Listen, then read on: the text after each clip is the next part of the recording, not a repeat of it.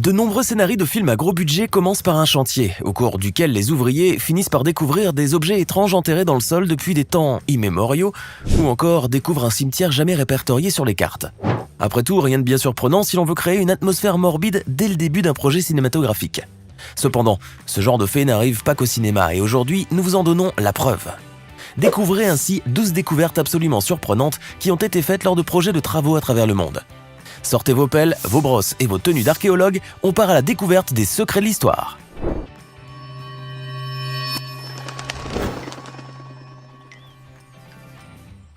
Tout le monde sait que le célébrissime Pablo Escobar avait amassé une fortune colossale durant sa vie. Cependant, peu de gens savent qu'il avait également l'habitude de cacher cet argent dans ses différentes propriétés. Ainsi, lorsque la maison de Miami Beach, l'une des anciennes propriétés acquises en 1980, fut démolie, les ouvriers furent surpris de découvrir un coffre-fort d'environ 60 cm de côté et pesant près de 280 kg, enfoui sous le sol de la maison. Le nouveau propriétaire avait acquis cette maison en 2014 et avait décidé de la faire démolir afin de faire construire une nouvelle propriété et pourquoi pas trouver quelques trésors laissés par El Patron. Et il avait vu juste. Cependant, il n'a pas eu de chance car le coffre-fort a disparu. Ce dernier a vraisemblablement été volé avant même que le nouveau propriétaire ait pu découvrir ce qu'il contenait. Le plus insolite, c'est qu'il s'agissait du deuxième coffre-fort trouvé par des ouvriers 10 jours seulement après la découverte d'un premier. Et si vous voulez un jour trouver un trésor vous aussi, n'oubliez pas de mettre un pouce bleu sous cette vidéo, de vous abonner à la chaîne et d'activer la cloche pour recevoir toutes les notifications et ne rien rater de nos prochaines publications. On continue. C'est au sud de l'Espagne, près de la ville de Séville, que des ouvriers sont tombés sur un trésor d'une valeur inouïe pendant qu'ils installaient des tuyaux dans un parc.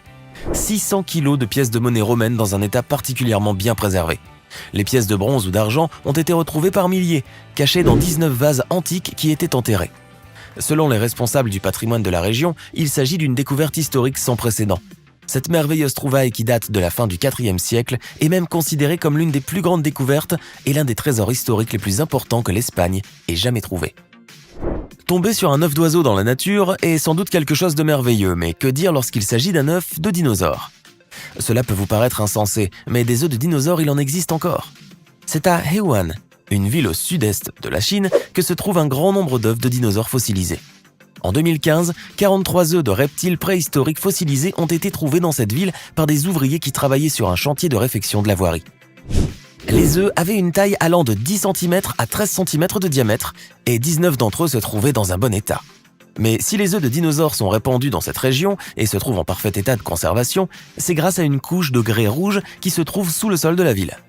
Pour rappel, c'est en 1996 que remontent les premières découvertes d'œufs de dinosaures fossilisés à Heiwan. Depuis, pas moins de 17 000 œufs ont été retrouvés. Le musée de la ville de Heiwan figure même dans le livre Guinness des records et pour cause, il détient le record de la plus grande collection d'œufs de dinosaures depuis 2004.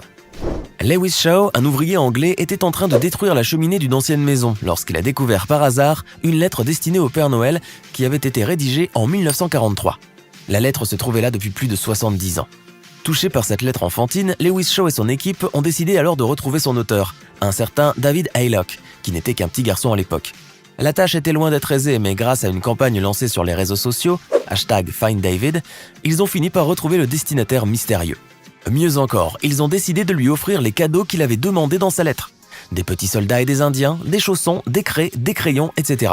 Après avoir passé des décennies à attendre, David Haylock a donc fini par recevoir tous ses présents, à l'âge de 78 ans. Voici une découverte qui va sans doute vous faire prendre vos jambes à votre cou.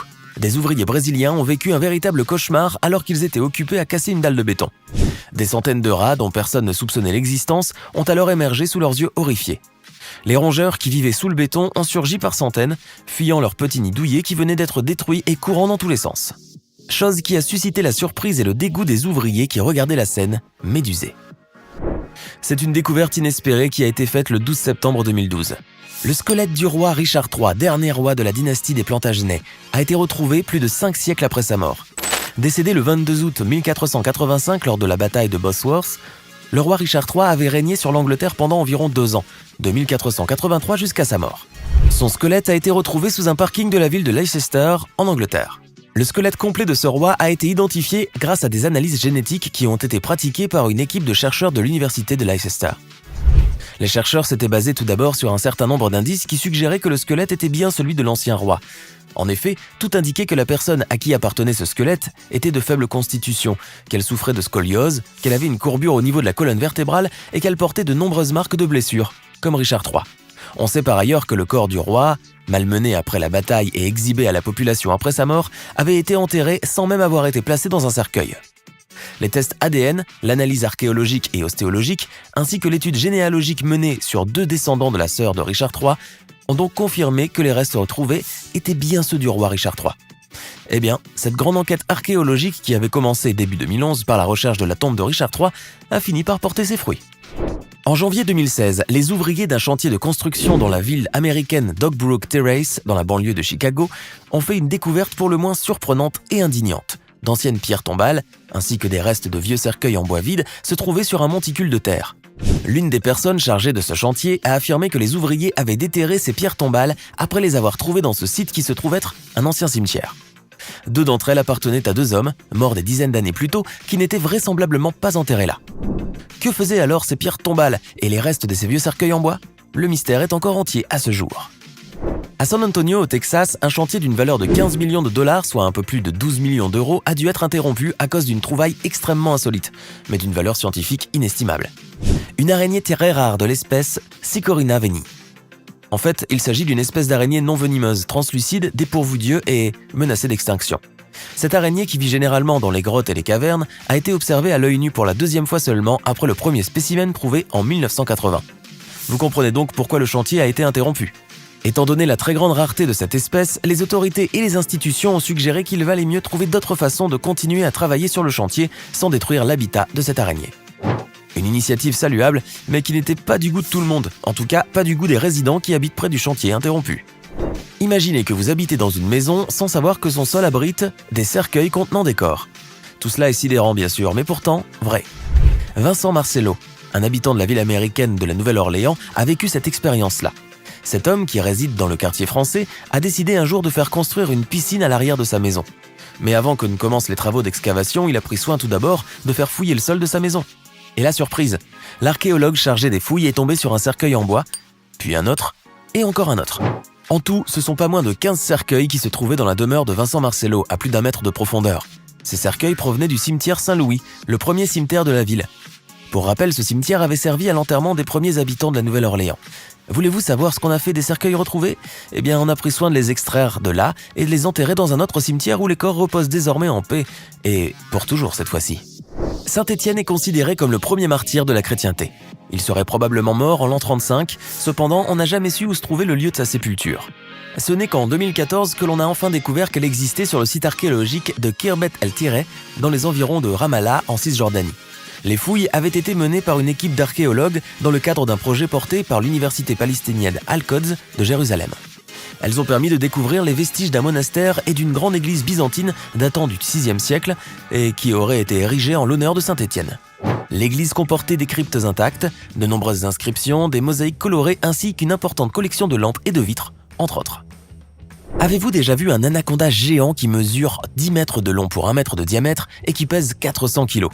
Cela peut vous paraître bien impressionnant, toutefois il existe bel et bien une vidéo qui montre un anaconda de ce gabarit, attaché à une chaîne sur une dépanneuse.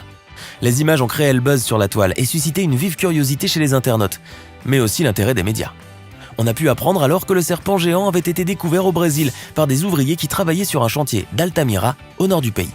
Cependant, malgré les images impressionnantes et virales du serpent qui ont de quoi donner la chair de poule, tout cela n'est pas vrai. Évidemment, d'abord, le serpent n'a pas été découvert sur ce chantier d'Altamira et c'est l'entreprise chargée des travaux qui a publié un démenti à ce sujet. Le serpent aurait été trouvé au beau milieu d'une autoroute à Mato Grosso. Et puis sa taille serait estimée à environ 7 mètres seulement. Toutefois, si l'animal paraît tellement géant sur les photos et sur la vidéo, eh bien c'est le résultat d'un photomontage et d'un effet de perspective. La prise a été faite de manière à ce que l'angle augmente la taille du serpent. Voilà, morale de l'histoire, il ne faut pas toujours croire aux histoires qui font le buzz sur internet. C'est en creusant dans un jardin au centre-nord du Vietnam que des ouvriers ont eu la surprise de découvrir une immense bombe qui n'avait pas explosé. La bombe, qui mesurait quelques 2,5 mètres de long pour un diamètre de 0,6 mètres, pesait à peu près 1,3 tonnes métriques, ce qui en fait la plus grande bombe jamais déterrée dans cette région. Elle se trouvait à environ 2 mètres de profondeur. Bien sûr, il n'était pas question de laisser cette bombe là où elle a été trouvée. Elle a donc été nettoyée avant d'être acheminée par des officiers de l'armée vers une zone militaire spéciale pour y être neutralisée. Ce genre de découverte arrive malheureusement assez régulièrement dans les zones habitées et qui ont connu par le passé un conflit armé. On pense notamment aux régions de l'Alsace-Lorraine en France, mais également dans de nombreux pays arabes, asiatiques ou encore africains. Si dans de nombreux cas ces découvertes n'entraînent aucun blessé, il arrive cependant que les choses évoluent bien différemment. Heureusement donc pour Van Van Nguyen, qui a fait la découverte de cet impressionnant vestige dans son jardin et pour qui l'histoire s'est bien terminée. C'était 12 découvertes qui ont été faites lors des fouilles ou durant des travaux de construction ou de démolition. Laquelle de ces trouvailles vous a le plus surpris ou émerveillé? Connaissez-vous d'autres découvertes importantes qui ne figurent pas dans cette liste? Laissez-nous vos réponses dans les commentaires. Hey! Savez-vous que nous avons des centaines d'autres vidéos disponibles pour vous? Commencez immédiatement une nouvelle vidéo en cliquant sur l'une de ces deux propositions et à demain, même heure, même chaîne pour de nouvelles découvertes.